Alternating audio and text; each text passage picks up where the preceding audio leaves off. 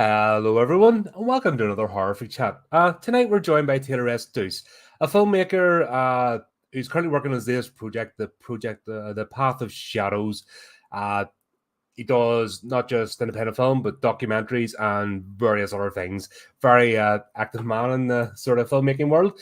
Taylor, evening, and welcome to you. How are you? I'm doing well. How are you doing, Colin? Grand flipping. Actually had a day off. We were just talking before we went live there. I've Yeah. actually had a day off. So I'm like loving it. I'm like, I'm being lazy and fat and yeah. I don't think as artists we give ourselves enough days off. Like I am notorious for people being like, "Oh, what do you do on the weekend?" And I'm like, What's a weekend?" Like, it's funny though because it's that same thing though. If we don't do the work, who's going to do it? So that's why I think I'm always pushing is it's I live in that world of like, oh, I want to make something happen. I'm not just going to sit around all day and wait for somebody to give me an opportunity. I'm going to be fighting 24/7 to make it happen. It's never going to happen. I feel guilty if I'm not working on this. Like the amount of admin in the background is disgusting, and a lot of people just see the front facing camera bit and think, Yep. oh, well, that's all you do. And it's like, nah. You got to plan things out. You got to talk to people. You got to do research. You know what I mean? You got to be thinking ahead like a month at least. Oh yeah, no, and that's the thing about producing that people just, especially with the movie world, is people see the person in front of the camera and they don't realize there's an army of people behind the camera. And, I never wanted to be a producer, but it goes back to that same thing of I wanted to make movies and I wasn't going to just sit around and wait for people to give me an opportunity because I hadn't proved myself. So I had to kind of become a producer and very quickly realized it was months of getting things ready so you can go in for a day or two to shoot a short film. Yeah, but that's why it only lasts a day or two because you gotta get it all into place. That's the thing. That title producer, I think it's the most misunderstood title in the creative world. People don't get it. Oh yeah, And it's across the board. No, it's not just film, but podcasting, music, TV. You know what I mean? yeah. That idea of producer. That's the thing that brings it all together. No, and it's a vital role, but it's the least glamorous. Right. And it's usually those people that don't want to have that side of being the face of something. They're not the person that's sitting there wanting to be up for it, getting all the attention. They love putting those puzzle pieces together to make whatever is as good as it can be, but maybe they don't want to be the face of the thing. I'm the face of this thing because of no real choice. I've obviously got my buddy Karen, but I can only get him like once or twice a month, because of his schedule. But I'd be happy if I could get somebody good looking with charisma to do this stuff, and I just sit in the background. I'd be happy. Don't paint yourself so short, Colin. Come on. It's a British self-depreciation humor, but just it's all part of the fun. Yeah, stepping in front of this thing, it's good. It's a cathartic thing when you're putting your thoughts out there, when you're asking questions, meeting people like yourself, and just talking about things. It's great. But under no circumstances do I think I'm a star or have any interest in being one, if that makes sense. Right. And I've had this conversation many times with folks. Oh, it's so fascinating, the world we come up in, because when I was a kid, like being, a quote unquote celebrity wasn't really a job. It was just a thing that kind of happened to occasionally to people. And now you've got this generation where it's, young kids are like, oh, I want to be famous when I grow up. And that's like an actual job now. It's just being famous for existing in the world. Yeah, and you can kind of see the rot, that's happened because of it, because there's no actual creativity. One of my concerns is that, especially the state of modern like movie making, is like the most focal. But you see it in books as well. People aren't creative anymore. They're just rinse and repeating, going over the same old tropes. They think to throw a few buzzwords in that's popular at the moment, and that makes the long standing. So I have a genuine concern that art is coming to a standstill, and that's the death of any society.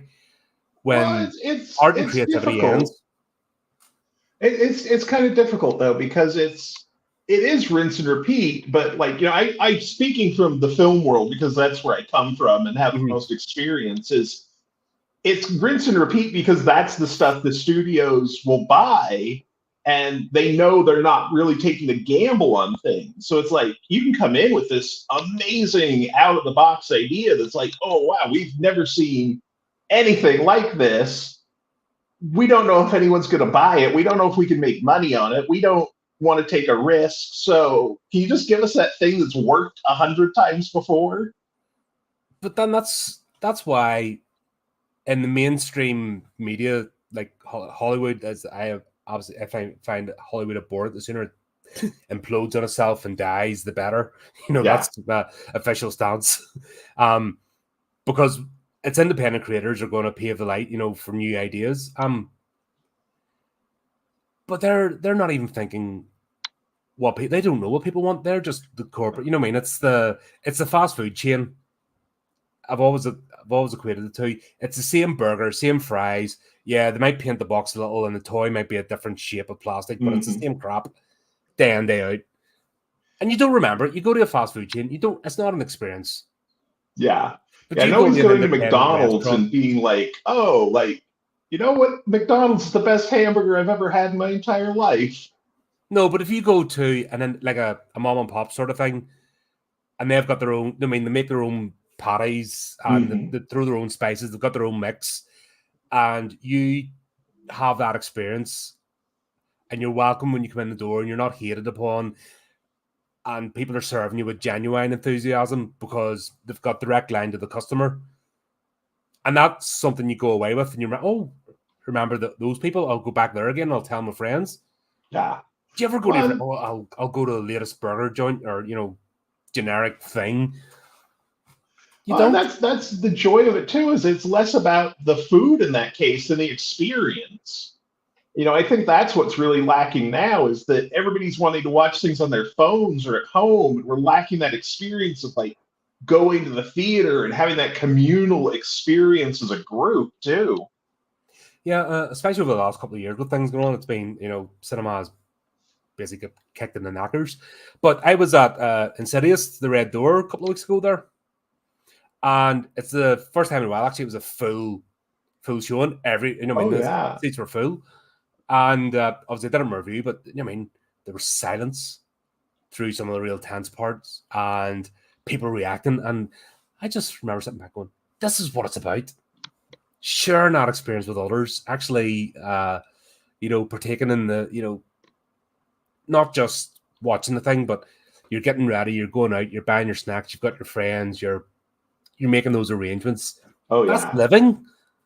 Yeah, that's what I love about film festivals, especially like horror festivals, is going to those like short film screenings and the movie screenings at those, because you're with an audience of people that want to see this. It's not just whatever's like the new release at the cinema. It's we are fans of the genre. We want to see what you're bringing, and they pay so much respect to it. And it's that same thing of like when it's the tense moments, it's just you could drop a pin and hear it fall because everybody's so there. And they're always the first ones to react the biggest, like when the big kill comes and just like people screaming and yelling. It's like, oh, that's the stuff that I just live for. I love that stuff. Yeah, and people need to be reminded of that. I think festivals, I think independent, unfortunately, people are still lockstep. If they don't get permission from the corporates, they can't exist. And that's something I just totally disagree with. Yeah.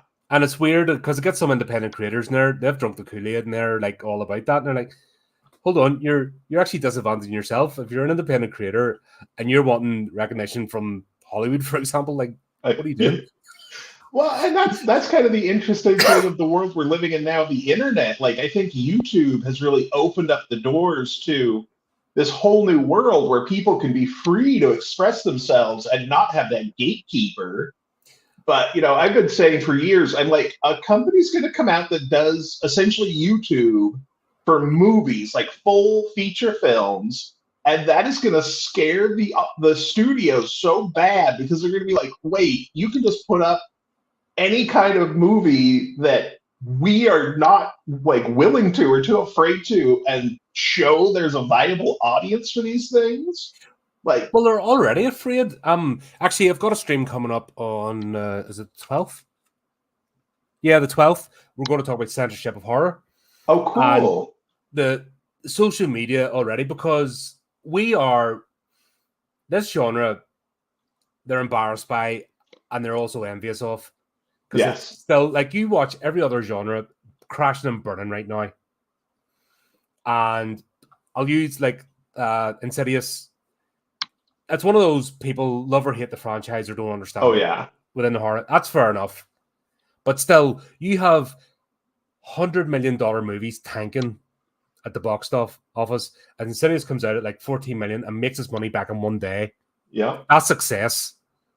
Well, that's the funny thing about the genre, that it's always been that way. Is Yep. it's that most looked down upon. Like, they'll put hundreds of $1 million into an action movie or a comedy, and they're like, okay, like whatever, but it's a big comedy, everybody will love it. They're like, we'll make a horror. We won't give you any money for it. We won't give you the proper funding to make it right. And then we'll make 100 of them, though, because we know they're going to make money because there's a built in audience. And it's like, so we're looked down upon, but you always want more of our product because you're going to make a profit on it. What was it Cameron says? It's the red-headed stepchild. They hate it, but they also, it's the thing that's kept the cinema doors open, for example, all through Yep. the last, as the cinemas decline and branches are shutting down and getting into receivership, horror movies are the ones that still fill seats. Yep. And they hate it. They actually hate it. Oh, they hate it. Oh, yeah. No, absolutely hate it. Like, I have a lot of friends that work in the genre, and they're just like, it's so funny to go into these meetings with people, and they're just like, oh, we love like what you do. Will you do it for half as much? It's like, but what? Huh? Like, I don't know. But that's the way of the world. But once again, this is where we need to bring people like yourself to the forefront. There's another option. Leave that alone. For what you pay in a coffee shop or a fast food chain, you can support an independent creator. It's not hard. Exactly. You're not having to fork out hundreds and hundreds. It's for that same price, you can support an independent movie and actually have direct line of sight with the creator, which is what's missing in the corporate world, because there's so many layers between the creator, and sometimes when you think of Hollywood actors, maybe they shouldn't interact with the audience. The worst they can do is Right. open their mouths because they show what sort of people they are.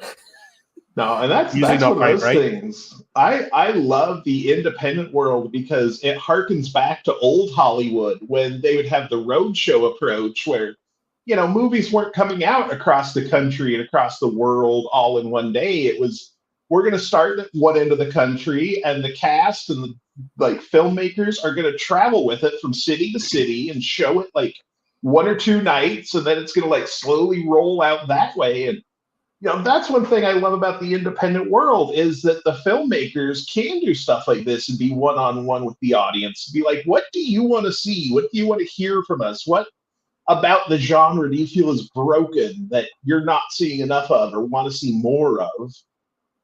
Yeah, and that's it's internal, because what might be the thing today, what people are disenfranchised with, could be the thing they want in 5 years' time, because it's so Yeah. cyclical. It's not. And that's the problem with the corporates. They think everything should be static, because then they can put it in the neat little boxes, and all the grifters can just grift away, not doing very much work. Because that's the problem. When things get bigger, then you get the grifter element Oh, that comes yeah. in. We don't do very much. And yeah, it just, I laugh at it. But it's just annoying how many people still think that is the way. Mm-hmm. And that's what I want to try and do here, change people's minds. That's the joy of it, is like any kind of art, there is no right way. There's the way that's been done before and kind of an established system, but it doesn't mean it's any more right than a completely new off the wall way that no one's ever heard or seen before. Like, talking about, in fact, your latest endeavor, nice segue. Do you see that? I was almost like it was scripted. But The Path of Shadows, a werewolf movie. Mm-hmm. How many werewolf movies are there? I mean, it's. I mean, that's. Oh, go ahead. Sorry, what are you bringing to the table with this one? So it's kind of one of those. I'm so I've been trying to figure out how to describe this to people because it's not a traditional werewolf movie. Uh, to me, the werewolf movie, like 1982, you get The Howling and American Werewolf in London within a couple of months of each other. And I'm like, so we reached the pinnacle of werewolves. Like, we're never going to do better than this. So it's always just kind of trying to see what we could do and bring our own flavor to things. And so within the Path of Shadows, I tried to do it more as kind of a meditation on PTSD and trauma with the wrappings of a werewolf movie. So the basic premise is it's about this girl and her friend. They're going to stay at a cabin in the woods. You know, it's set up is very, yeah. I want to set it up, especially for genre fans, where I'm like, I want you to see everything that's coming, and then I'm just going to flip it on its head at the last second. So, you know, a couple friends going up to a cabin in the woods. You're like, okay, girls going up to a cabin in the woods alone, werewolf movie. I see where this is going. Cool. All of a sudden, they're attacked from out of nowhere by just a crazy hunter guy. And it turns into this whole cat and mouse between this hunter and the final girl. And at the last minute, a werewolf comes in and attacks the hunter and essentially saves her life. And I'm like, all right, there is your traditional horror movie. Like, the final girl got away, the monster is left behind. That's the first 10 minutes of the movie. Mm-hmm. So now let's see where the rest of the movie, like, dealing with what happens to a person after dealing with this crazy supernatural event, and how do you step into the world and say, hey, my friend and I were attacked by a monster? Like, who's going to believe you? Which is that's actually something that doesn't really get tackled too much. Something I want to clarify, I probably know the answer myself, but just for the audience's sake, yeah. Path of the Shadows, it's not a sequel to Night Moves. It's Night Moves, the alternate title. Yeah, it was originally called Night Moves, based on the old Bob Seger song. I love that song, and for some reason it got stuck in my head, and I'm like, oh, I want to keep this whole vibe of, you know, working on the night moves and seeing the night move, and I was like, oh, that's great. And then one of my producers was like, you know, when we make this movie, that song's going to cost the entire budget of the film, and I was like, maybe we should come up with a different title. So yeah, we ended up kind of switching gears on title about midway through the stream. Yeah, one of our narrated segments, we do narrated fiction for independent authors, you know, take a section of their book. Yeah. And the amount of trouble I got in for like a 7-second segment of a Frank Sinatra song, but it was all integral to the story. It wasn't just me throwing it in.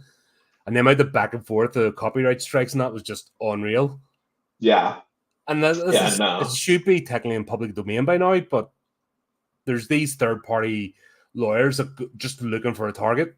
Oh, I've got some lawyer horror stories for you. Like, tried to make negotiations with some of these big companies about, like, oh, we want to, like, do a cover of this song, like have our own artists record their own version of this song. And it's like, yeah, no, or it's going to cost you $30,000 to use 5 seconds of it. And I'm like, no, we don't have $30,000 for this 2 seconds of a song. You're almost better. I know you're setting yourself up, but you're almost better asking for forgiveness rather than permission. And those cases, the minute you get those morons involved, they're just out for blood. Yeah. And once again, that's where the gatekeeping comes in. They want to price you out of being able to do anything.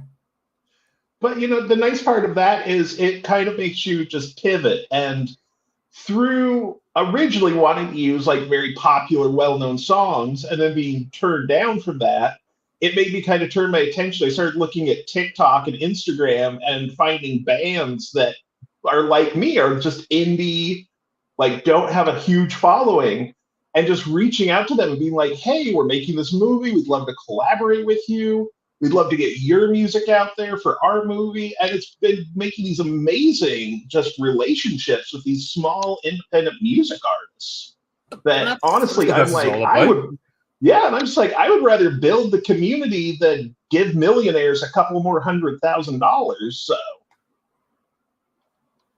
Yeah, exactly. I don't nothing wrong with that. Why not? Just and when people come together, I think with something with genuine love and just wanting to actually create art, you get a better product. Yeah, 100%. And I always say, like, horror fans are the most forgiving because they understand budgetary constraints and they understand that as a horror creator, you're up against it. Yeah. Like from day one, you have to work twice to three times as hard to get half the results as mainstream slop that's just thrown out, out there and people just gobble it up.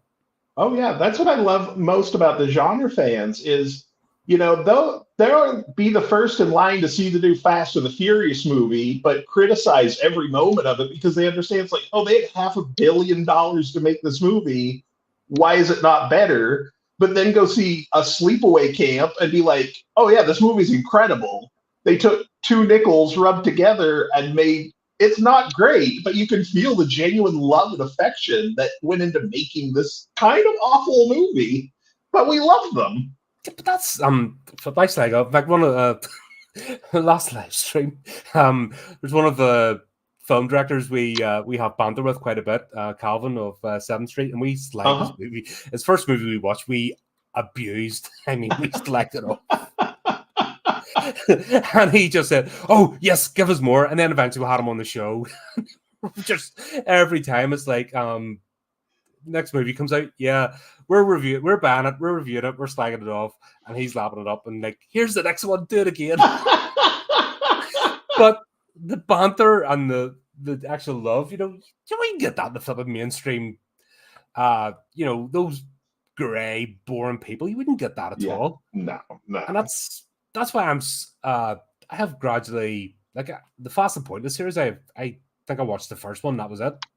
Yeah, I you, think you there was don't need to see one that went anymore. down a hill in Japan, wasn't there? I think I watched about 3 minutes of that. I went, nah, Yeah, I'm out. yeah, Like, action movies bore the hell out of me. right. Sci-fi's out the window. I gave up on comic book stuff. I've just watched everything stagnate and I'm just bored. But horror still has that vibrancy about it. That's why I'm staying with this genre because I can watch different horror movie every week and get something different. It's not just a Well, slasher. and, It's and not just a horror's feature. yeah, horror is that genre that's still allowed to experiment and have fun. Like that's what I love about the Blumhouse model is that Blumhouse just goes, "Hey, we're not going to give you a ton of money, but we're also not going to interfere whatsoever. So, like, you tell your story the way you want to do it and have a good time. If it works, cool. If not, we're not at that much money. We'll make it up in the next one." Mm-hmm. That's fair enough, and that was interesting because obviously they teamed up with Atomic Monster, Mm-hmm. and the first production was Megan, Yep. and that was I mean, that was a cool movie. It was self-aware, and I'm like, well, if they're not going to interfere with their own flavors, and if this is what they're going to do when they come together, I'm all down. Right? And they still have that bit of like for mainstream companies, like they still have that wee bit of connection with the fans and love the genre. So why not? It's the only thing I find with particularly James Wan is every movie looks the same. He just uses the same color grade Yeah. throughout it, and I Yeah. find that a wee bit frustrating because like people can't tell the difference between The Conjuring and Insidious because yeah, Patrick Wilson's the main lead, but completely different characters. But because he uses exactly the same color grade,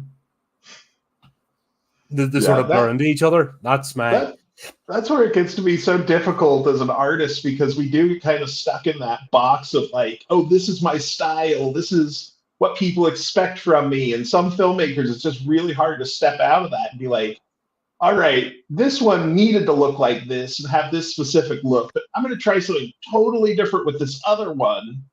And like, yeah, it might not be my style, but like, I think it's people get afraid to step out of that box because they see what's working and they're like, this is what people expect from me. This is people like, and that's why with like Malignant, I thought he had such an opportunity to do something completely different. And he did story wise. I was like, this is so out of the box and great, but it's still, yeah, it had that same look as his other yeah. I'm films. not seeing the police station.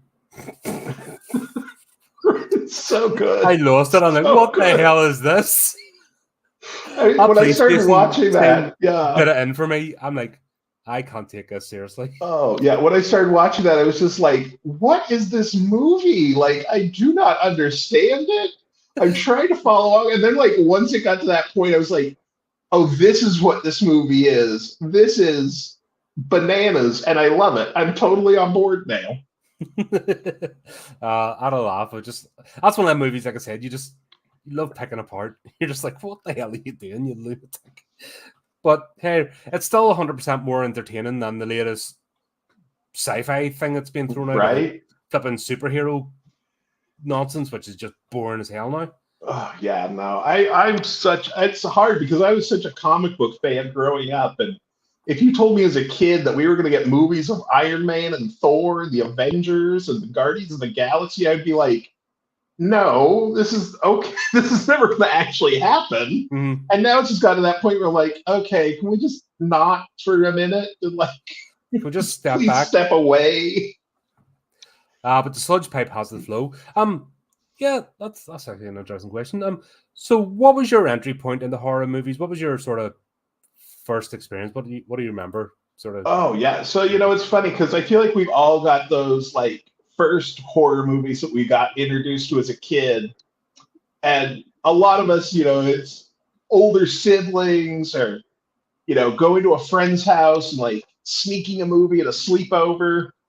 Mine was completely not that. I grew up in Utah, which is a very religiously predominant state in the Holy States. Space And Jesus cult. Yes, yeah, I yeah. lived there for a couple of years. Yeah, I was luckily not ever Mormon myself, but being a part of the culture and being an outsider, I was always. It's one of those places where if you're an outsider already, you are a super outsider. So Oh, I'm well aware. yeah, The fake so smile, but the nastiness underneath oh is yeah, oh shocking. yeah, yeah. There were honestly kids that like I wasn't allowed to play with, and it wasn't until years later my parents were like, "Oh yeah, their parents like forbid you playing together because we weren't Mormon, and like you just weren't allowed to play with them." It's like, "Oh, cool, that's very healthy, awesome." But Yeah. so for me, it was my mom loved horror, but was so scared of watching it. She could read horror books all day, but was terrified to ever actually watch anything. So she would always sit me down and be like, all right, there's this movie that I wanted to see for years and years and years called Halloween. I want you to watch it first and then tell me if it's too scary for me. So here I am at like 8 years old, like, all right, I've got to sit down and watch this, make sure it's not too scary for mom to watch. So I'd pop in the VHS and be like just focused. And I'm like, this Michael Myers guy, he is pretty terrifying. Like when I get done, I'd be like, okay, I think we're good. So then I could like watch Halloween again with my mom. So it's a lot of here's a movie I want to watch. I'm too scared to watch it though. You But if you go first. yeah, if it's okay if it traumatized you, that's why I had you. Yeah, exactly. But I always I remember that think first Halloween movie. You know the scene where the boyfriend had the sheet over the head and he put the glasses on? It was Michael Myers yeah, underneath. yeah, For some reason, out of that movie franchise, that scene always won. Never mind anything else, but that particular scene, for some reason, stuck in my head. I think because I always thought of the Boo Ghost, and yeah, that sort of brought to life. yeah. No, I still have vivid memories. Like I think one of the first times that I was really, really scared and realized the like impact a movie could have on you emotionally was my dad was out of town for work and me and my mom were alone and it was the premiere of the It miniseries with Tim Curry. Oh And yes, yes, yes. so yeah, so I'm like 8 years old, I think, when this comes out. So we go through the whole house, we turn off all the lights, we pop our popcorn, we sit down to watch it. And as soon as that scene happens where the scrapbook starts flipping open and the blood pours out, we ran through the house, turning on all the lights. We're But like, are you not though wanting to be scared? I mean, the fact you're going through the ritual, it's the same as campfire stories. I mean, you're setting oh yourself yeah, up, and you want to be scared. It's not like you don't want to be. It's part yeah, of the experience. oh yeah. No, it was, and that was the joy of it. It was so much fun being that scared of something that you knew could not affect you. You knew like sewer dwelling monster clowns are not real, but still that But there might be. real visceral experience and that real fear that's running through you was so much fun. And so it's just been chasing that dragon ever since, of getting that same feeling. But that's the thing as a horror fan, because very quickly you don't get scared anymore, and you Yeah. understand that. So what is it you go looking for? Oh man, I am one of those people who I come from that Hitchcock school where it's like any idiot can do a jump scare. Like jump scares are easy.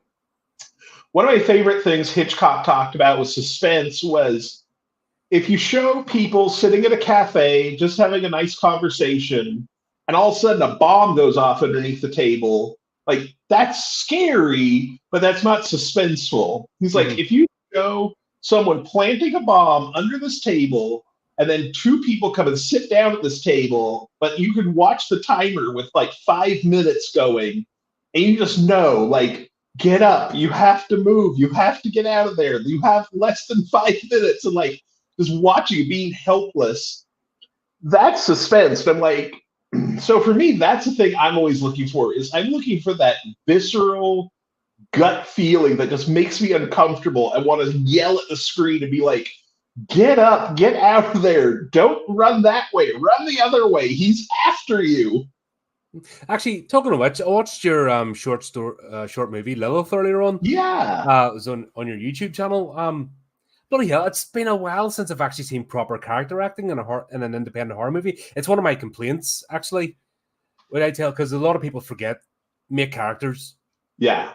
And they rely on the effects and the gore, and then they forget about actually creating characters. Where you, in that movie, you've actually had, priest and a parisher sitting together. First of all, they're in confession, then they're talking in an office. Like, there's no special effects in that. It's purely 100% character acting. Now, if the actors didn't live up to their job, it would just be flat and boring. Oh, for sure.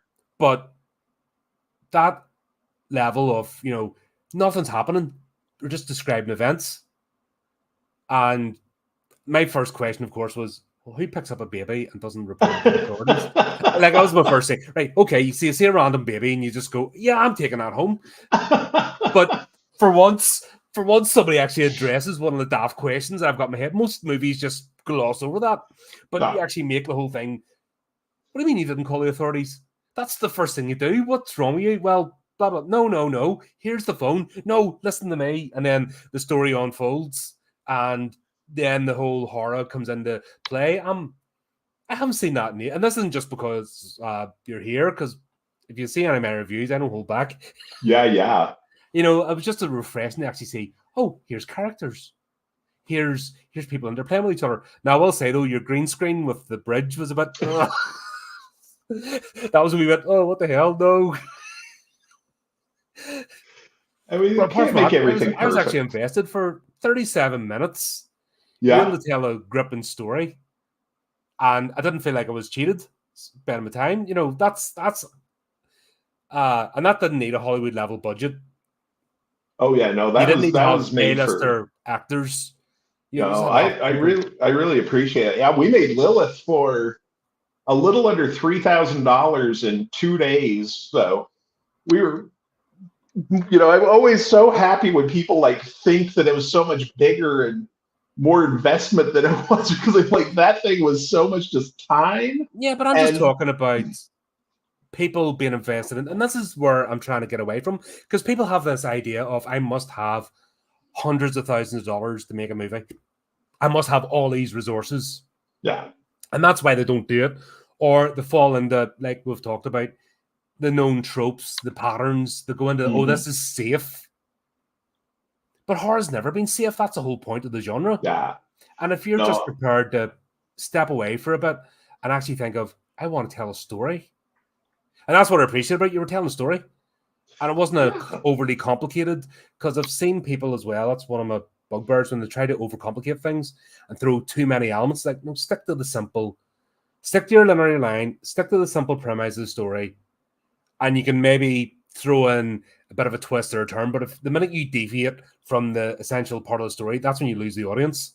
Mm-hmm. And I'm no clever person. I'm just a bloke that just has a big mouth that loves movies. You know what I mean? I'm not trying to be, I'm an intellectual, sucking Yeah. the pipe. Oh, this wasn't hard enough for me. I'm not one of them types. No, I just enjoy what I enjoy, and people either agree with me or they don't. That's perfectly fine. That's why we're all Oh, for individuals. sure.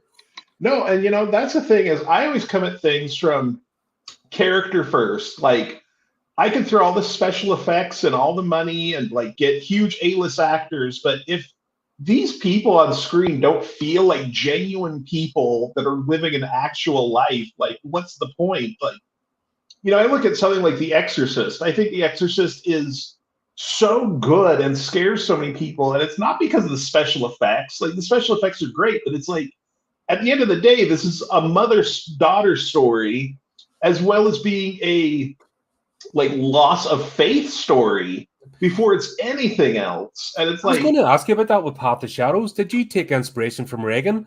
Because in the sequels, she deals with her trauma. Is that one of the inspirations then for Path of Shadows? I didn't intentionally, but I think probably subconsciously, like, you grew up on such a healthy diet of movies and things. It was funny because it was when I got done with the initial first draft and I sent it off to a couple of friends to take a look at and read and be like, I think I've got something here. Like, what do you think? And the first thing one of my friends said was like, oh, this is like The Howling. Like, she gets attacked at the very beginning and is kind of dealing with the trauma and werewolves. And like, did I just write The Howling? As long as it's not The Howling 3. No. We don't. It's not like that. Yeah, please reassure the audience it's not like that. wait, there's a Howling 3? I didn't think we even acknowledged that. There's 5 Howling movies, I believe. 3 is, oh god, it's oh yeah, no, it hurts your brain though. It's one of those, you feel your brain just sort of try to escape, going, why are you doing this to me, and trying to detach yourself from your eye socket to crawl out your ear, because like, no. Yeah, we'll forgive a lot in this genre, but we won't forgive The Howling 3 ever. Oh yeah, the word Chihuahua or whatever the hell it was. Oh my god. Oh, that was just abysmal. But anyway, moving along. Yeah, I was also getting. I think you've seen the Descent movies. Oh yes, big fan of the Descent. So I'm thinking the Descent 2. Yep. Where you got your final girl, she's out, crawls, and then she's got to go through it all over again. See, I haven't even connected these dots until now, and it's like, oh yeah, this guy. That's why you need to talk big fat nerds like me. I mean, if we could get compared to like movies like The Descent and The Howling, I'm fine with it though. Like those you can live with that, couldn't you? Those are some pretty good comparisons to have. Yeah, because there are movies that stick out in your mind because it doesn't necessarily. It takes a risk. It tells us, it tells a story. It doesn't fall into the same tropes. And yeah, even though the final girl survives, you learn about that, but it wasn't done in a way that was. In fact, you don't see her survive until the sequel. Mm-hmm. So at the end of the first one, it's all over. It's just. But the story and the character, once again, there was characters, not just wooden planks. Yeah. And no, that's another. The Descent is such a perfect example of that character thing too, where it's like, up until the monsters come, it's not like you're sitting there bored, being like, "Oh, why will these people just not shut up?" Like you're so invested in the human story that when the monsters show up, it's like, but what about what's going on with these friends? I want to know what's happening there too. But now there's monsters. Yeah, and you're like, no, hold on, don't kill them yet. I want to resolve this issue that they brought up in the first 10 minutes. Hey, monsters, can you just hang back for a minute? I want to finish this conversation. But that's where and people obviously equate horror to the slasher genre, which is your popcorn flick. Yep. Where, yeah, it's fine to have your wooden planks because they're just targets that get knocked over. That's their job. But you don't think it's more important to invest in the character? Because then that way, when they do get dispatched, you feel that kind of, or if you have 4 or 5 characters and you're invested in them all, each then death is shocking. Mm-hmm. Where it's down to, okay, plink, plink, plink, plink, plink. Now we'll focus on 3. That's 20 minutes of the movie wasted. And it's so lazy and repetitive. Yeah. No, that's the worst. Is I can deal with almost anything except for that repetitiveness where it's just like, again, really? Again? we can't just do anything else here. Cool. Okay. And it's not even about Fine. money. No. That's the thing. People, once again, they get fixated on money and how much things cost, but it's like, no, writing a decent character is just a bit of time and effort. Yeah, exactly. And not being lazy and just going through the motions. That's just a bit of effort. You don't have to worry about the money until afterwards. Having the right actors is, I know people are, that's, I think, the hardest thing from a lot of film producers like yourself have spoken to, is getting the right actors. A lot of people rely on friends and family. Oh, yeah. One guy on, he just said he wants to make enough movie or money from his movie so he can pay for the actor's hotel room and they're not having to do it themselves this time. Yeah. And that's what, hits me in the feels, so to speak, about independent creators. Like, a lot of people are just coming together for the love. So you forgive even the bad acting because, people they're helping a friend out Mm-hmm. and they're only stepping in front of the screen. Like, Calvin, I'll give an example. His lighting guy is one of the characters that appeared about 4 times in his movies because he needed somebody at that point. So he just stuck him in the front, and then he did it again and again. I've had to be in way too many of my own projects because it's like, all right, who do we have? Well, we have me because I'm here, so sure, I guess I'll do it. So it's not a Sylvester Stallone ego trip thing. No. I would much rather stay behind the screen. If I could never step in front of the camera again, it would be too soon.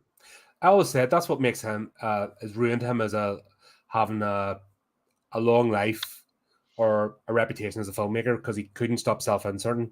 Yeah. His ego got in the way, and ego's such a terrible thing. Oh yeah.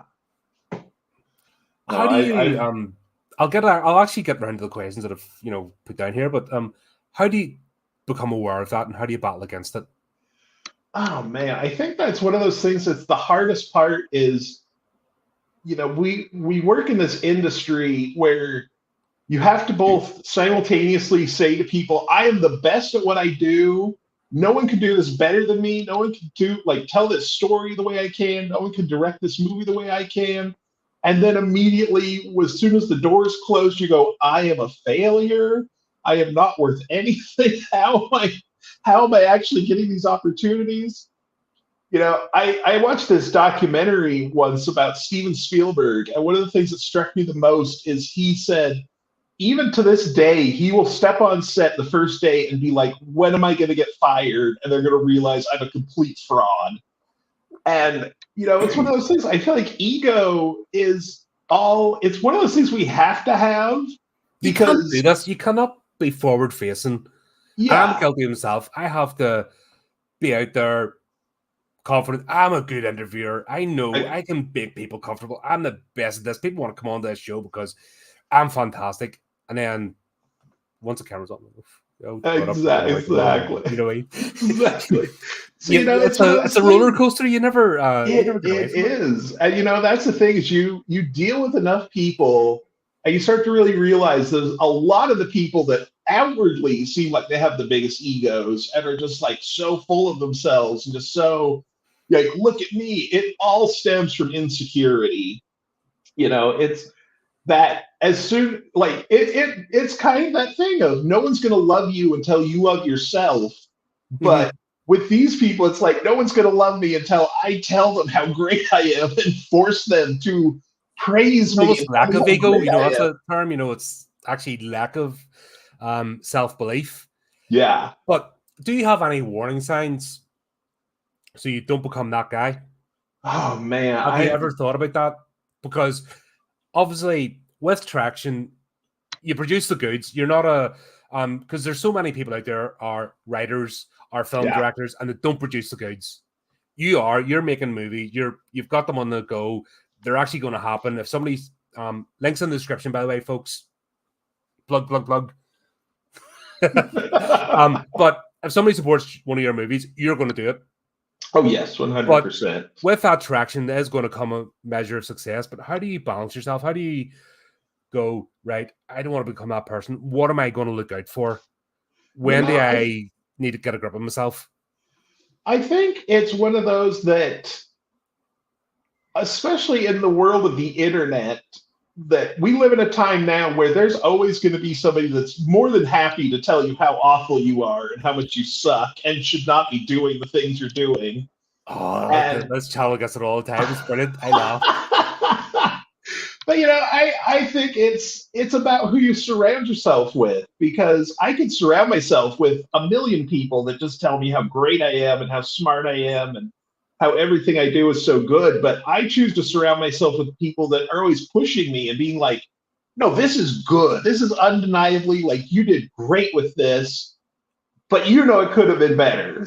It needs like X, Y, and Z that could have taken it over this finish line to make it even better than it is now. And I have always been that person for other people who I'm like, no, I'm never going to just sit there and kiss your butt and tell you how good something is. I'm going to tell you, like, what you did is incredible. You made something out of nothing. Now, when you do it again, how are you going to do it better? And I just try and surround myself with people like that so that I never get to the point of being like, yeah, no, what I do is great. And I can just rely on that. I just want people to be like, yeah, no, it's great, but you still suck at this, this, and this. So do better next time, bud. Yeah, that's it. And I'm lucky I have friends that absolutely abuse me at every opportunity. So right, anytime my head starts to swell, it's like, whoosh, back down again. back to reality. Back to reality. And I thank them for it, because I would hate to like wake up in a year's time and be somebody completely different or detached from reality. That'd be awful. Oh yeah. No, and you see it with the big stars. That's why many of them like leave the earth early, by their own devices, because I think the sudden realization of the fake life they lead, and then doesn't matter how much money you have or fame or fortune, just if you don't have that grounding as a person, and a love for your craft, once that goes, I think you may as well not bother. Oh, and that's what it all comes down to, is just that love and that passion for what you're doing. As soon as that's gone, like what's left for you? So what has it made you decide to get into filmmaking? What is it? Was it always a vocation? Was it love of movies, or was it just happenstance? How did it come about? It's funny because I don't know that there was really there was never that moment where it was like, this is it. I want to become a filmmaker. Like I kind of got lucky and grew up. My dad worked on film and commercials as like just a side project, sometimes for friends. And so from an early age, I was lucky enough to be on sets and like seeing working sets and kind of see how the sausage was made in that way. And, mm-hmm.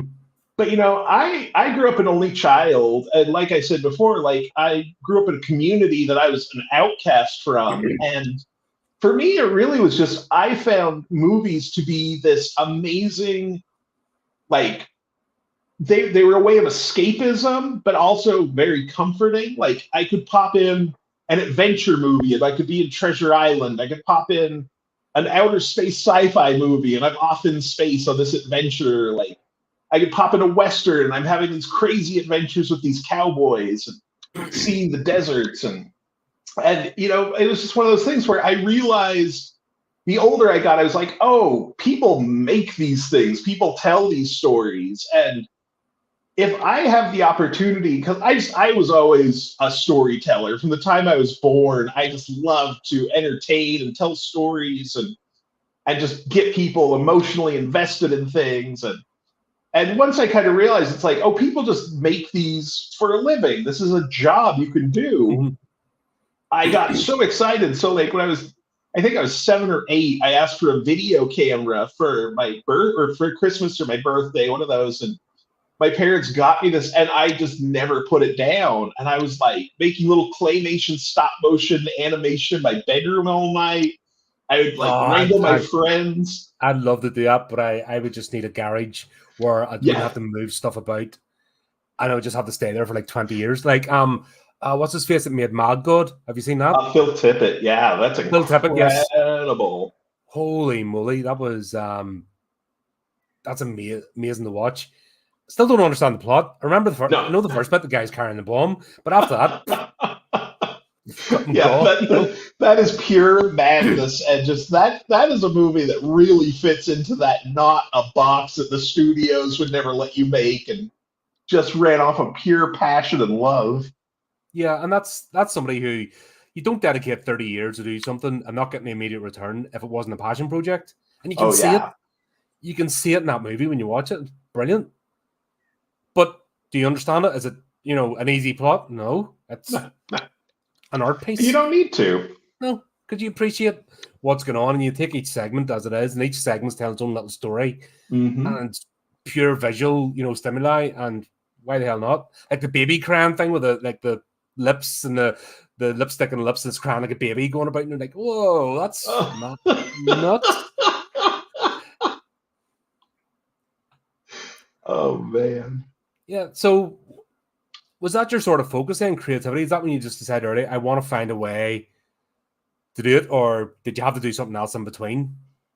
It's funny because it was my sole focus for years and years and years. Like from like 8 or 9, I was like, this is what I want to do.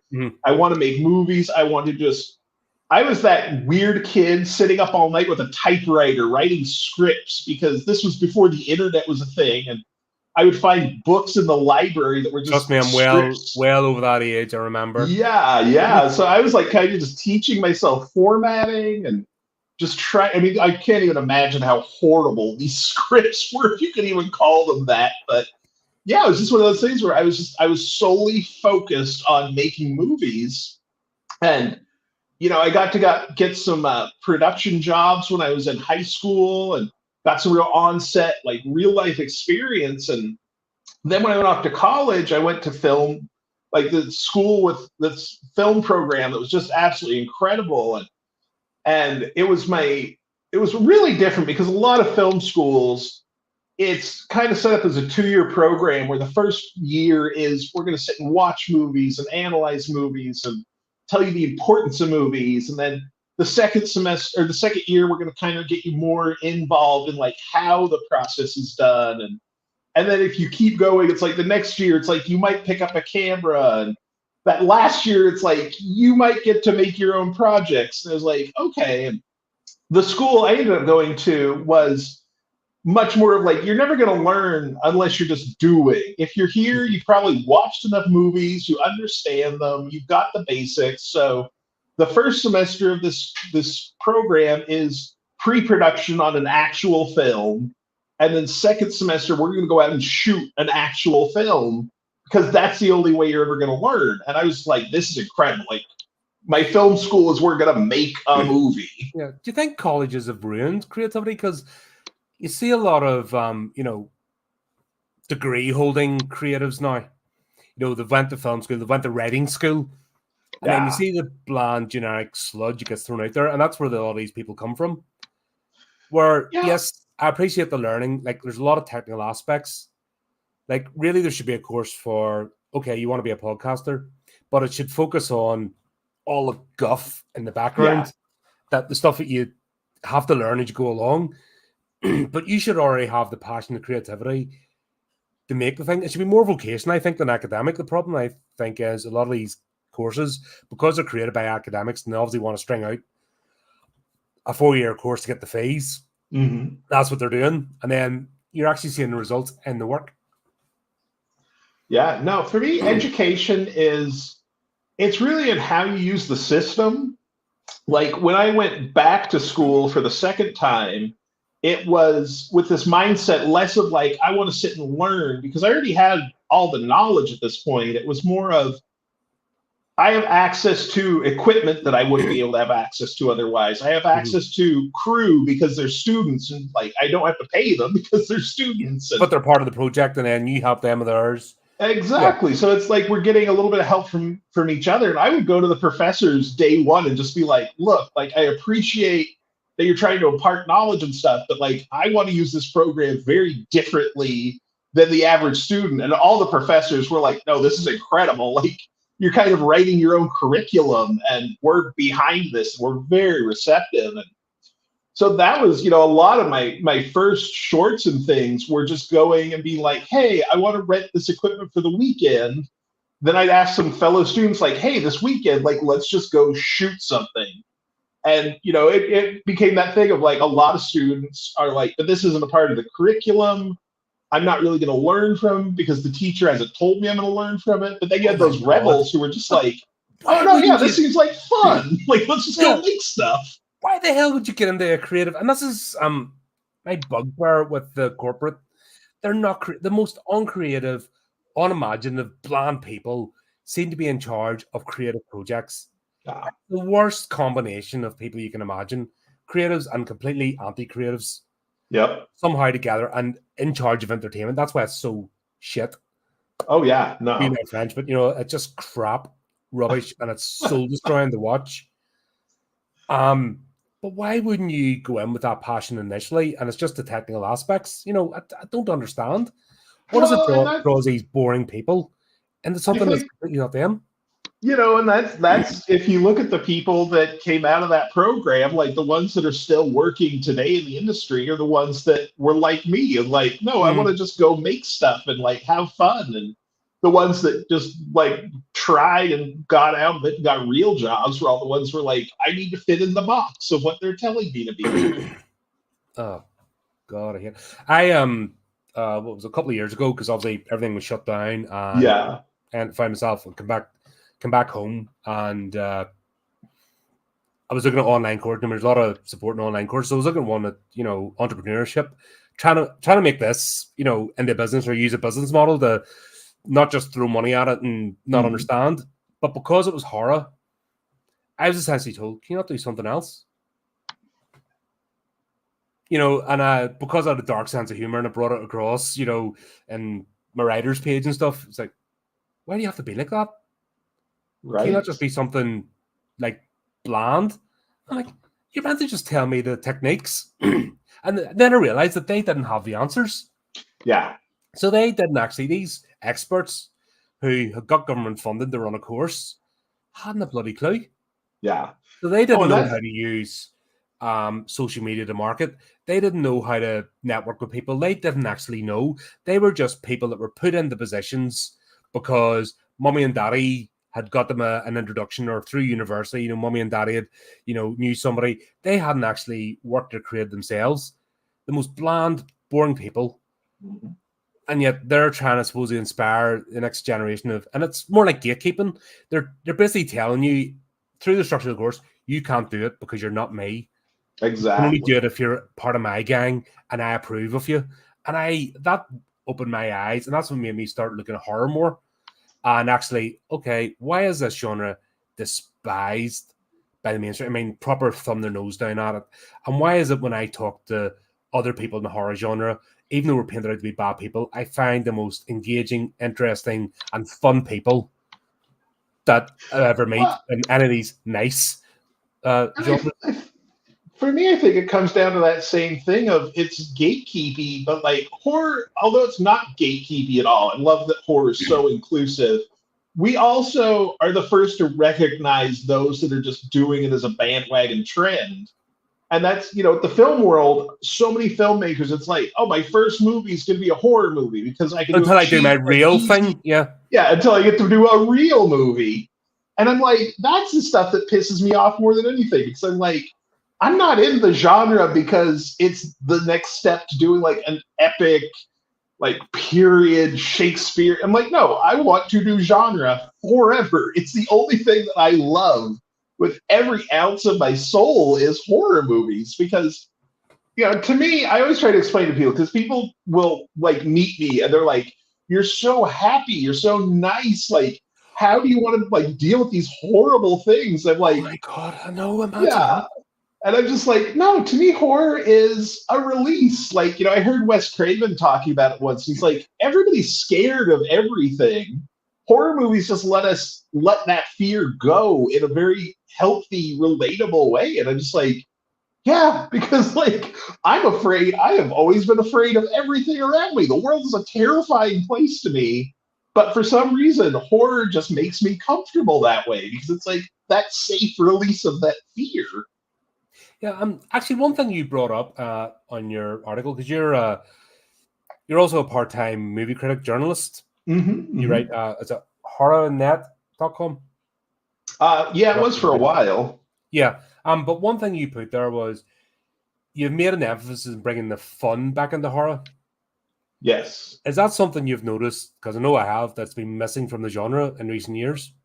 Oh yeah, no, and it's one of those. I appreciate this quote unquote elevated horror. I love movies like Hereditary and The Babadook. I love I love these things. They are so good and they're Once so again, it's powerful. subgenres. You can watch a horror movie every day of the week and watch a different genre and get something different.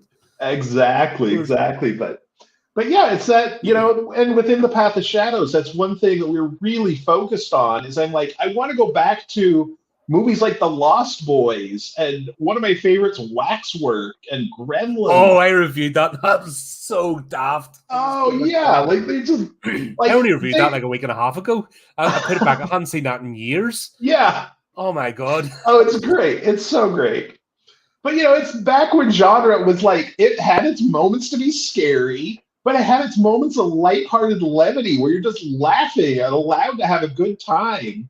Because to me, it's that if I could laugh and let go of that and feel comfortable and then immediately get hit from behind with that scare is 10 times harder for me. It's like, oh my God, that like, because you put me in this comfortable, warm place, that scare is so much more impactful. That was always the beauty of horror, especially sex and horror as well. You got that bit of titillation, like, oh yeah, and then like, oh, it's elevating the emotions and bringing you up and down, and no Exactly, other genre does it. exactly. But do you know think, especially now the fun police are out in full force, like, dare you have a sense of humor, dare you be a bit in a quirky or dark side, you must be a bland, grey Yeah. blob that fits in a box. That does my head in. No, that's one thing that we are so proud of with the script and that the movie's going to have is this real sense of humor to it so that when the scares come and the heavy moments come, they're that much more impactful for people. Yeah, and that's what it's all about. And that's if people understand as well the feeling behind it. I think that's more important than budget and effects. That actually everyone on board wants to make a movie. Yeah. Perfect example I'll give across is The Witch. Yes. Everybody was involved in that movie. Robert Eggers, I don't think he gets enough appreciation. But even the cast, like the scene they were like I love watching the documentaries and which we don't see anymore. But Right? the behind the scenes, that was always the thing about horror movies was the special effects team going, oh, look at the bad stuff we're coming up with, the bad scientists. That's what I always equated to. Oh yeah, we made our own special blood and we're and they just lose it. And that's almost as much fun as the movie itself. Oh But yeah. when they were talking about, because they wanted to set it during a time and it was spring, so all the buds were coming out and the cast and crew walked the line, picking the buds off the trees to make it look stark for that particular scene, and there was no elevator of, oh, I'm the star in my trailer, come and get me when I'm ready, please, for my shot. Everyone was just mucking in. They're all living Exactly. in the same hotel, and it was a family sort of unit. That just made me love that movie even more because it came across on screen. Right? Yeah, there's that certain sense of family that comes from smaller movies where it's the intimacy where it's these big movies where you have 300 people working on set and it's like I'm never going to get to know all of these people. But something like that where it's like you might have a dozen people between the cast and crew, like you become a very tight-knit family very fast and it Mm-hmm. shows. Oh yeah, same. There's a lovely bunch of people, Acrostar Films, Steve Herman and Anne Myrna, the main people behind it. But Uh-huh. I've talked to those guys a number of times now and been involved in their projects, and they just, they're all in it for the love of the making, and you can just see how close knit they are. It's fantastic, and I think that makes you appreciate the movies more when you kind of see that. I think the problem is with like once it becomes mainstream, once it becomes corporate, that's gone. Yeah. Well, it becomes just about money at that point. It's Mm-hmm. what sells, what do we know, what will fit the algorithm.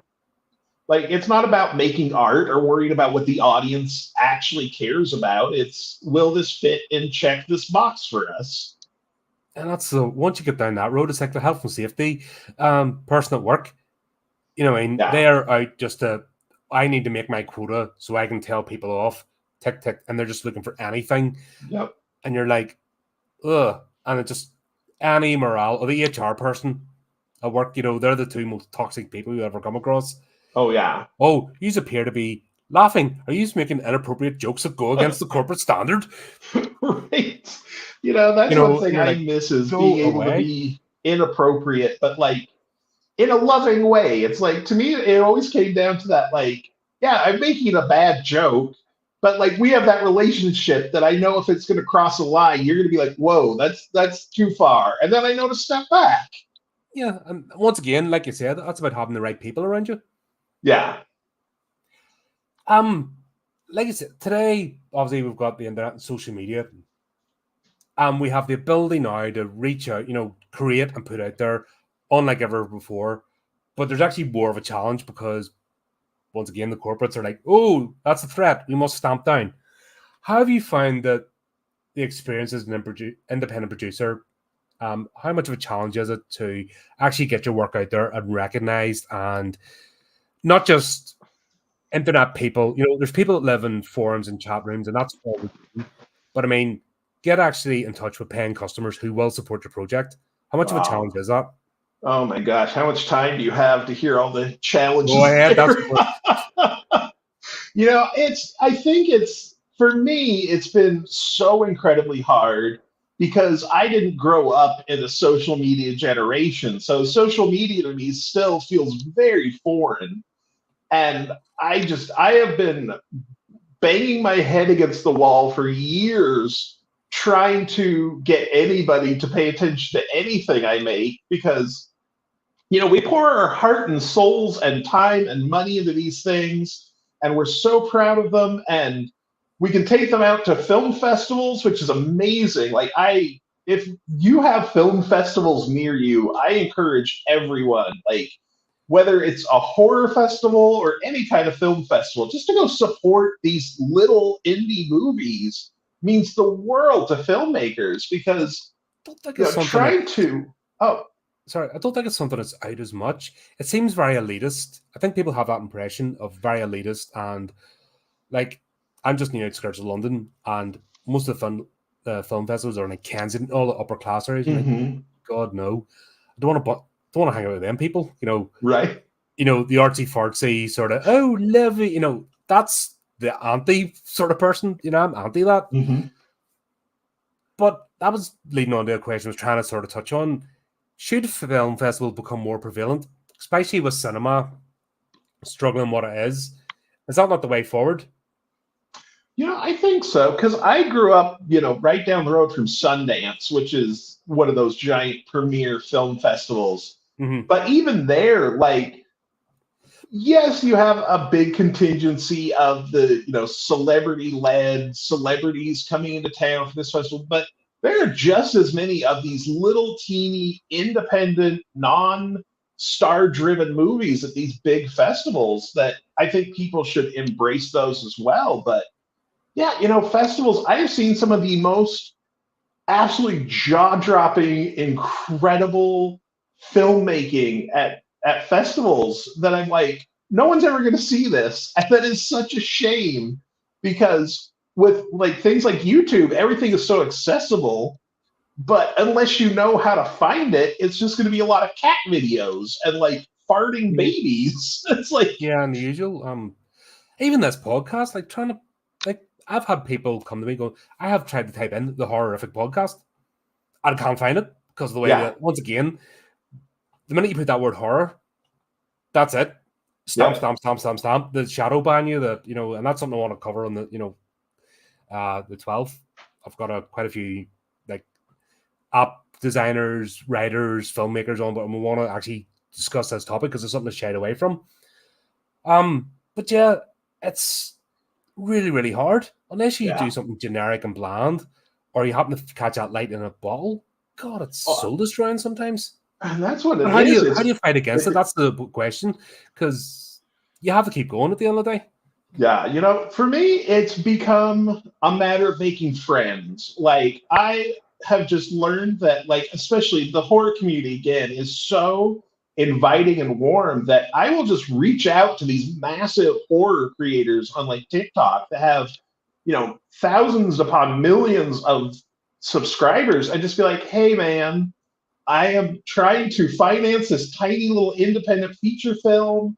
I don't know if we could like work out something where it's like if I add a perk to this thing that like you could like ask your followers if they're interested. And 99% of the time, everybody is so kind and like, oh yeah, let's like do a couple videos and we'll roll them out like this and we'll talk about these things, talk about these aspects. And I'm like, and it's not like I'm paying for any of this stuff. This is all just genuinely, we love genre. Yeah. We want to support each other. We're all in this because, these creators I found have as much imposter syndrome as any of us. And they're just like, I don't know why millions of people give half a crap about what I'm saying, but they do. So I guess I could use this platform to try and help elevate other people.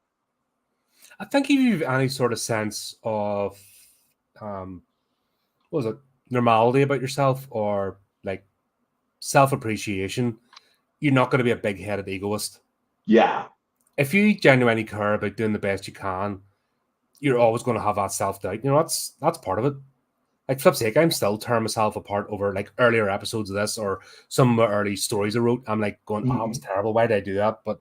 And part of me wants to go back to this block and rip it all up and start all over again. But it's like, no, I'm not moving forward then. If I just keep George Lucas is a perfect example. He had 3 ideas and he just rehashed and then look at the state of what he created. He just tied up in his own ego and couldn't move beyond that. So there's plenty of examples that are how not to behave. That makes sense. But it's all about how do you keep that check and balance. So like not let that self-doubt take over. Where's that point of that little demon on your shoulders going me, and the wee angels like getting quieter and quieter, and how do you That's the real trick of it, is because I am Mr. Self-Doubt, and I have those moments, especially with this project being my first feature, where everything else I've done up to this point has just been pretty much short films and short documentaries and things of that nature. But I have been the forerunner. I've been like hands on the mast, steering the ship, everything from top to bottom, like producing down to craft service has been pretty much me, and then like trying to wrangle people in. And with this project, it has been this breath of fresh air where I found people after full time doing this for almost 10 years now, that I find people that are like, no, I want to push as hard as you. I want to push like the same amount of love and dedication into this project. And I'm just like, find myself at night being like, why? Why is it that good? Do you see something I don't see? Like, I'm proud of it, but I've been working on this project now for almost 6 years to try and get it to the point where we're actually making it. I'm just like, oh, there's other people that can care as much as I do and want to put in the hard work the way I do. And it's like, okay, so that's an absolute gem, because people that will know their heads. But even trying to get people to like, could you do a few button clicks and share things about, or hit a like or put a comment? Oh, that's too hard. Can't do that. That's too much time. But they're, you see them doing 100 posts over nothing. You're like, oh, come on. But to have somebody that actually is prepared to give their time, like, that is so amazing. And people, I don't think people appreciate that. Especially, you said 6 years. Yeah. Point. Like, that's a lot of time. I think people have that belief that, I just have an idea and it comes out straight away. Blah, blah, blah. They do the same with writers. They think, I haven't put out a new book yet. And it's like, well, all this has to happen first before it comes out. And it's no, that's why I always love the idea of the overnight success, because I'm just like, it took me 10 years to become an overnight success. Yeah, but the people need to believe that. Yeah. Is that what it is? The people need to believe that it can just happen. Why are people so afraid of knuckling down and putting in work? And I've seen it more and more, like with today's generation or culture, and I don't think it's not even fair, I think, to say generation. Today's culture, because I've seen 50 and 60-year-old adult babies.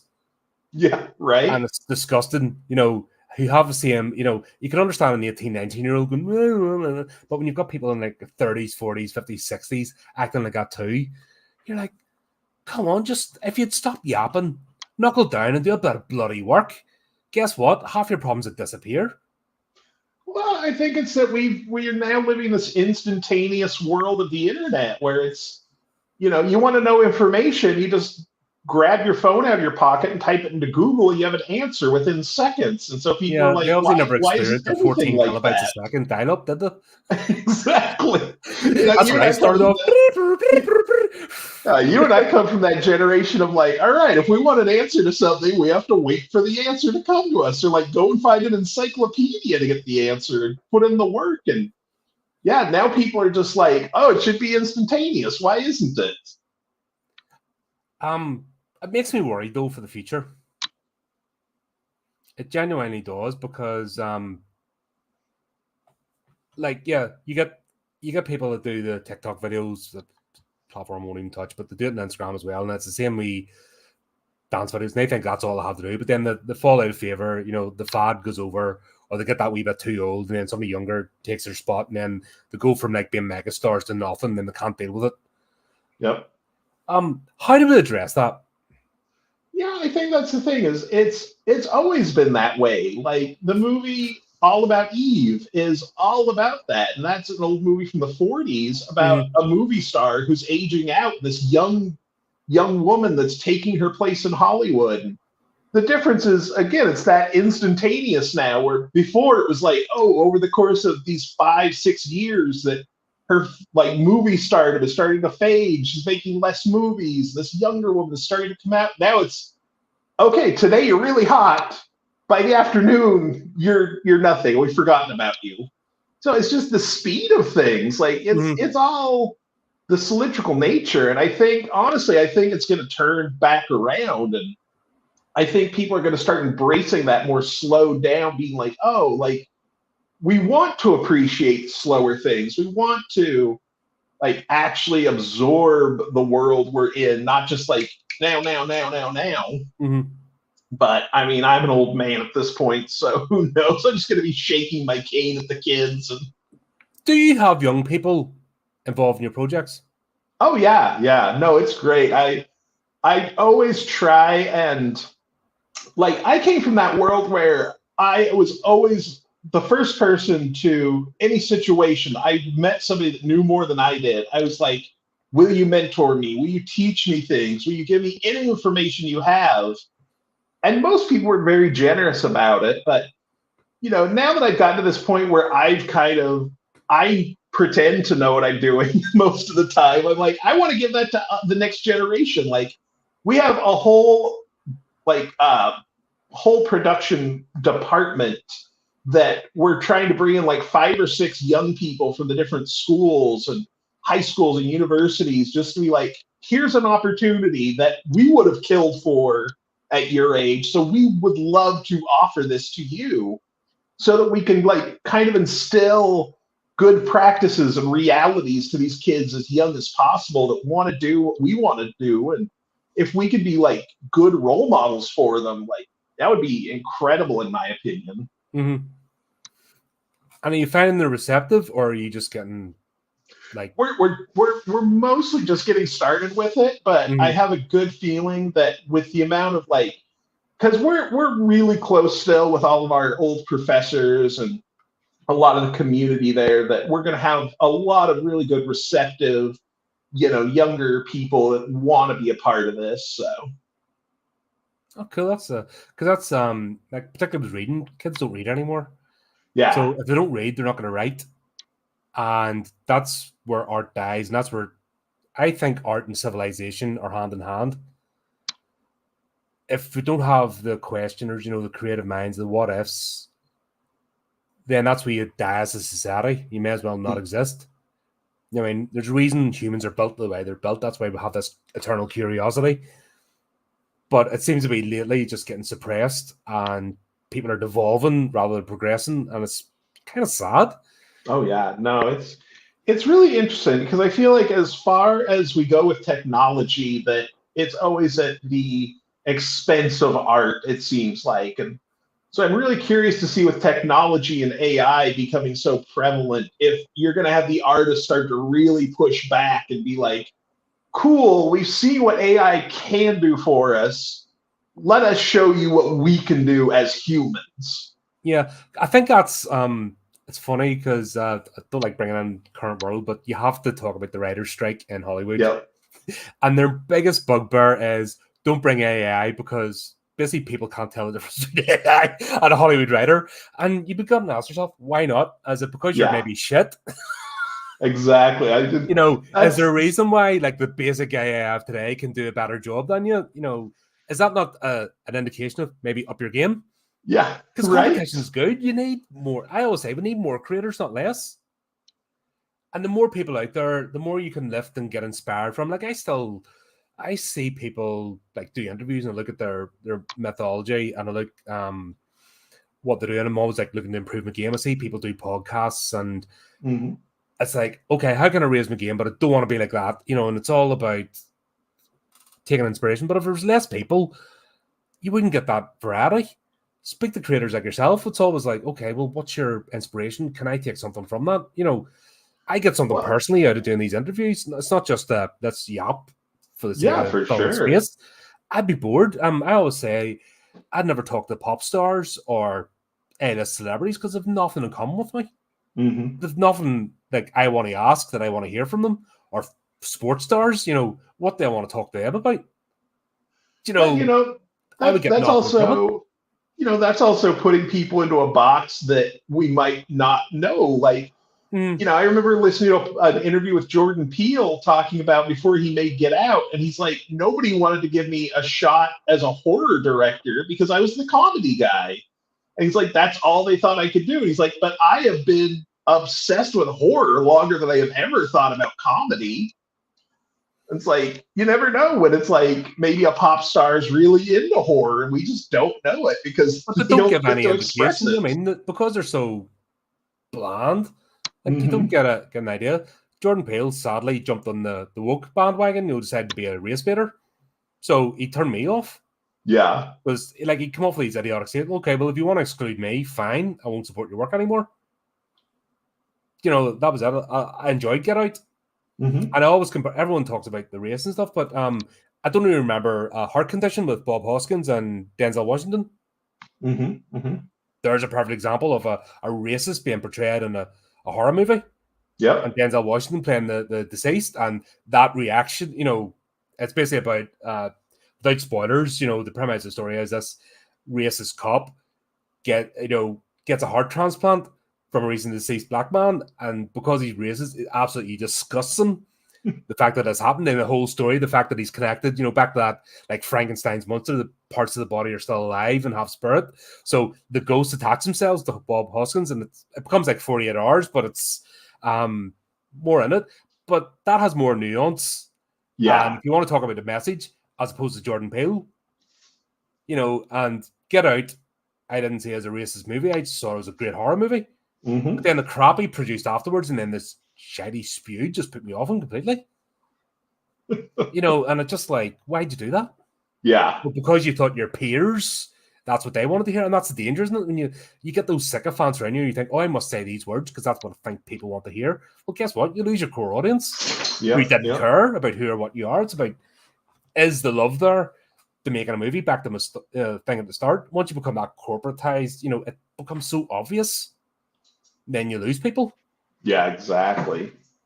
No, and that's one. How do you not become that? That's my eternal question to people. How do you not become like Jordan Peele, who just became a meme? He just started spewing all the crap that everyone else is spewing, and he forgot his fandom.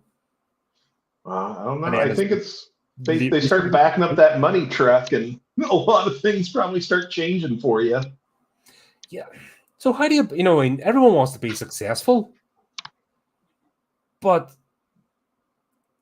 is there a point where I have enough? Does too much money or too much comfort ruin you? Oh yeah, no, I definitely think that that's the biggest problem is that I would rather live kind of that John Carpenter mentality of like, give me the challenges, let me figure out smart ways to deal with these problems and be able to just throw money at it. Like, something like Halloween, where it's like they didn't have money. They had one bag of dry leaves and just have to keep raking it up and moving it for whatever shot they were in because they were in the middle of Pasadena. And it's like, yeah, sure. Like that's a smart, creative outlet instead of just Mm. being able to be like, all right, we've got $100 million.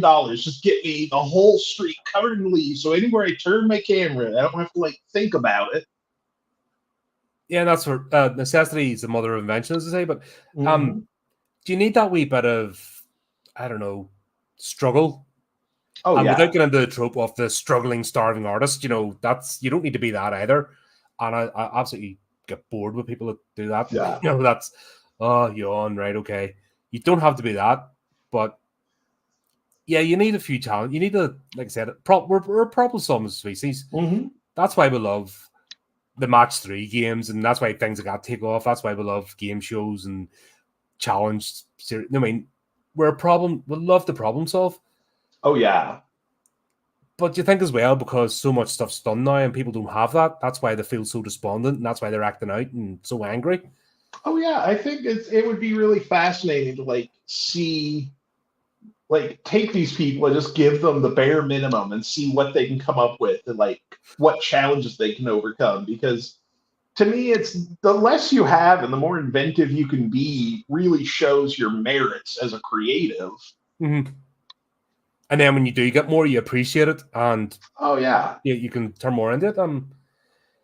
But that's always the eternal struggle because you're operating with less. Then people think, oh well, it's not a big, it can't be worth much.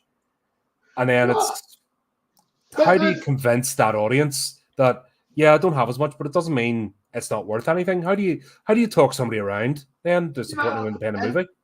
and to me that's the thing is I've always told this to my crews and everybody. I'm like, at the end of the day, when somebody sits down, pops on a movie, they're not sitting there thinking about the budget. They're not thinking about who made it. They just want to be entertained. And I'm like, if we have a $500 budget or a $500 million budget, we should have that same mentality of like, is this movie worth watching? Is this time worth investing? Like, Mm-hmm. to me, the biggest commodity we have is time. And it's like, if you're willing to give me your time to watch this thing I made, I want to make sure you are having the best time. And at the end of it, you're not just like, well, that was such a waste. Like, I wish I had not watched that because I could have been doing anything else. I could have been washing dishes and it would have been Yeah. worth more time to me than this stupid story was. Yeah, and that's people do get actually offended if they waste time now. Yet they're Yeah. prepared to sit 4 hours on a device and flick, Right? flick, flick. But read a book, watch a movie, read a comic, say, this must be perfect, or else how dare you make me sit and Yeah. do this? That's what makes It's me so laugh when funny. people like with Oppenheimer coming out, people are like, oh, it's 3 hours. And I'm like, how much time did you sit on TikTok yesterday? Like, is there really that big of a difference? Yeah, like when I go down a YouTube rabbit hole, oh my god, I'm like, oh, where'd all the time go? Oh my Yeah, god, I'm exactly. supposed to be working on like projects. Why am I not being productive? And then I feel guilty, and I'm like, oh, but you Yeah. had fun with it. Um, but what is we just talked about social media. As a horror creator, what has been your experience with social media? Oh man, honestly, for the most part, it has been so positive. 99% of people are just so kind and so warm and so inviting and loving because again, it's that I know most of these people are genre fans. Most of these people appreciate what we're doing, what we're making, and wanting to tell these stories. But it's funny. I made a documentary years ago about tattoo culture in Utah, Mm-hmm. and I had more negative like things thrown my way on social media from that than I ever have with anything horror based. Without obviously giving an exact whereabouts in Utah were you? I was in Salt Lake City. Oh, Salt Lake City itself, right? Yeah, yeah. Yeah, but Uh, it was very fascinating because a lot of people were just like I would go and interview people in the community about growing up and like being heavily tattooed people in a very religious state and feeling like outsiders, like kind of wearing your outsidership on your skin, as it mhm. were. And I had people like at film festivals and online that would come at me and be like, this is disgusting. Why would you like hate the Mormon church this way? Like these people are going to hell because of their choices. And I'm just like, these are some of the nicest people, the least judgmental people, like the kindest people I have ever met. And here you are just spitting venom at them because they just want to exist in the same air as you. And it's so funny because then, like, I started focusing on horror more, and people are just like, "This is so great! You ripped this person's heads off, and oh, you just murdered this baby." It's like, oh, that's so much fun! Like, I love the horror community. But it's that able to suspend disbelief. Yeah. But also, actually, it's a question I'm going to bring up in another one, but sort of touchy here. What has been done in a horror movie, kill-wise, that hasn't been done in an action movie? Oh boy. Decapitations. Yeah. Fed through a wood chipper or rotor blades of a helicopter. I was about to falling say, from a like, tall wood building. chippers. Being set on fire. Like, what has actually been done in a horror movie that's so egregious? Yeah, You know, like, I don't know. I can't think of anything at this point. I don't believe there is. I don't believe there's No. anything that's been done in a horror movie, violence-wise, that hasn't already. Like, people getting shot 20, 30 times. Yeah. No, You that's know, the stuff that makes me laugh so much about genre differentiation is, we'll go see a movie like Die Hard where it's like, oh, we'll shoot everybody in the building, we'll throw a guy off the roof, and people are just like, a oh, that's guy barefoot fine. will walk across broken glass. Yeah, that's all Oh, but fine. don't But watch Saw. yeah, we put a ghost in there, and all of a sudden it's like, oh, this is disgusting. It's like, what? Exactly, that's my point. I don't get it. I don't know. Do people I just wish need I had something to the hate on? answers. Does it make them feel better about their lives if they have something to hate on or look down upon? It feels that way. It feels like people just want to be able to complain about something because it makes them feel better about themselves for some reason. I can't explain it, but No, it's all very, very strange. But that's what I'm always trying to challenge that perception. I want to bring new fans into the genre, yeah. especially as other things are just not even trying anymore, and they're just producing absolute crap. There's still a vibrant group of creators, and there's new creators every day in the horror genre doing it for the love of it. People like yourself, and I want to introduce people to that. That's the whole point of this channel.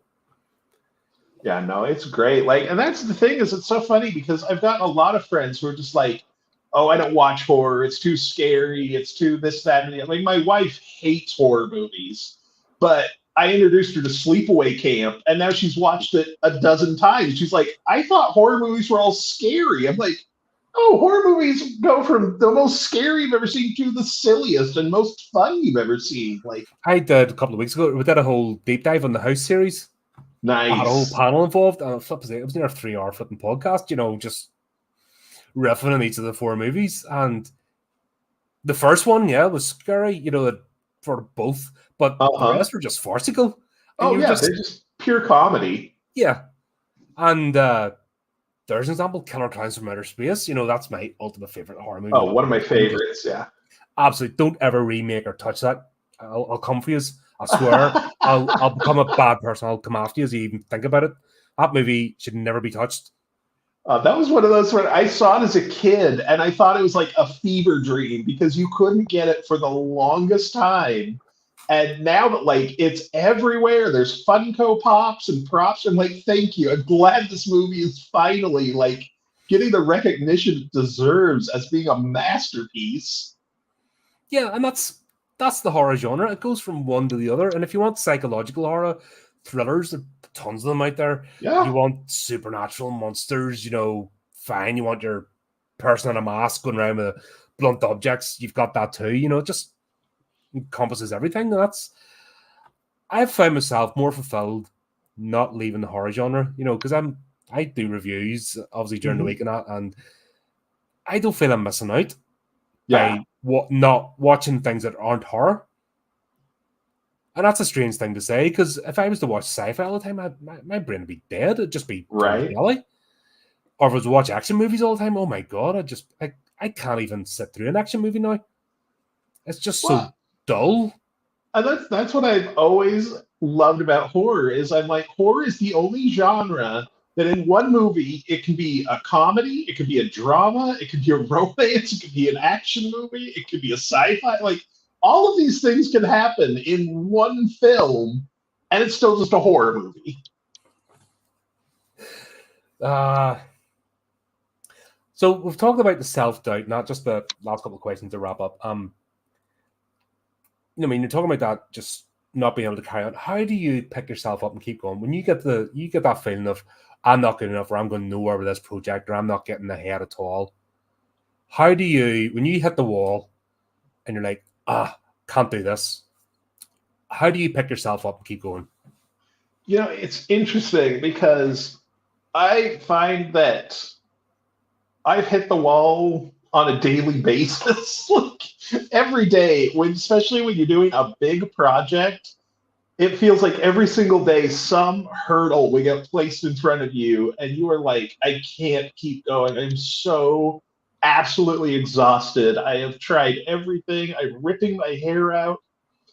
And for me, it comes down to two things. It comes down to just that sheer I can't do anything else. Like I have tried every job under the sun at some point in my life, and the only thing I am good at and love is storytelling and movie making.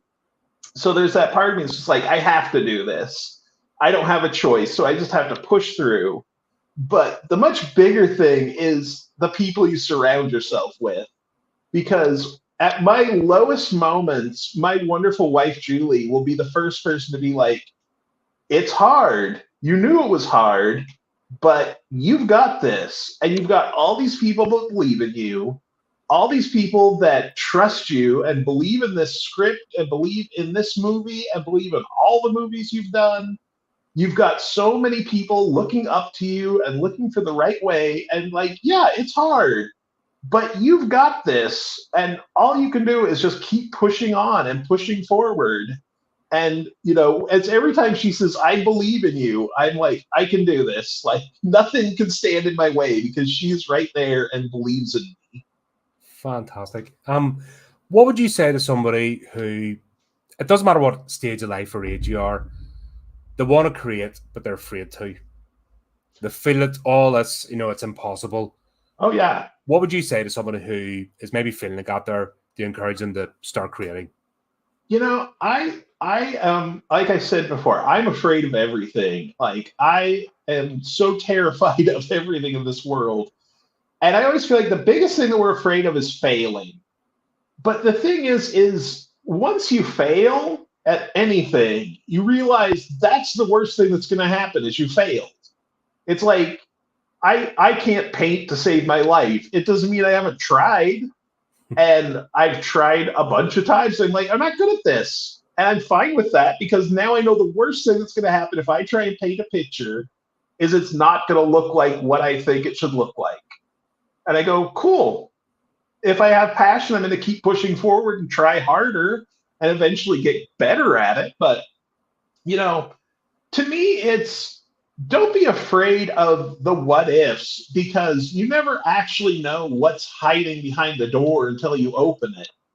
And we can be so afraid of failing or letting ourselves down or letting other people down. But 99% of the time, it's that letting ourselves down is what we're really afraid of. And you're never going to learn anything unless you fail. So to me, it's get out there, try, fail, stand back up, fail again, and eventually, like, you're going to be able to run. But you have to start learning to crawl and then walk before you can run. And if you just start running, you're going to fail. So, if you're afraid to try something, as long as it's not going to like hurt yourself or anyone else, just do it because the worst thing that's going to happen is you're going to fail at it. And then you're going to learn and then you can try again. I think we learn as much from our failings as our successes. Mm-hmm. Oh, people. Yeah. No, I always tell people, I'm like, you will learn 1,000 times more from failing at something than you ever will at succeeding from something. And I think that's where we see this sort of mediocrity. People-hatted stuff is too easy for them. Yeah. So they don't try, and then it comes across. So finally, most important question: what's next down the pipeline for you? What's in the future coming out? Oh I know man. we've Well, I got Path of mean, Shadows. obviously, in the Path of Shadows is the next thing. Like we're going into production. Actually, a month from today, we start shooting. So 1 month from today, we'll be shooting that, and then hopefully by the end of the year, we'll have something, a teaser trailer, or something to start showing to people. But early next year, we're trying to have it all wrapped up and finished for people to start watching. But after that, I've got another script written that we're kind of starting pre-production on. That is, it's super hard to explain in a very simple, condensed way, but it's an idea of understanding our, like, what we can believe with our eyes as opposed to our gut. And if we're put in a really strange situation where people are telling us one thing but we're seeing another thing, which one should we actually believe? Alter reality sort of horror. Yeah, Yeah. yeah, kind of playing around with like demons and devils and things like that Oh, I love nature. those. Love that. And then it's like, okay, are they really having a meltdown, or is there something there? And that's a hard one to produce, because you can either leave it too late, or you Yeah. can make it too obvious. Well, everybody that's read the script so far has been like, I did not see any of these twists and turns coming. So hopefully that'll stay by the time we're shooting that one. Oh, fantastic. Well, Taylor, thank you very much for coming on. It's been an absolute pleasure. Great Yeah. talking to you and hearing what's going on. Obviously, wish you all the best, and be looking forward to the Path of Shadows, and obviously keep us up to date. And we'll Oh, I fix some definitely stuff will. once it happens. As usual, folks, links in the description. Check Taylor's work out, and if you're able to, please support his projects. Every bit, you mightn't think it's much, but every bit helps get these projects out in the air. Why waste your time on somebody that doesn't care about you than give time to an actual creative who enjoys the genre rather than just being a cash cow? Just putting it out there.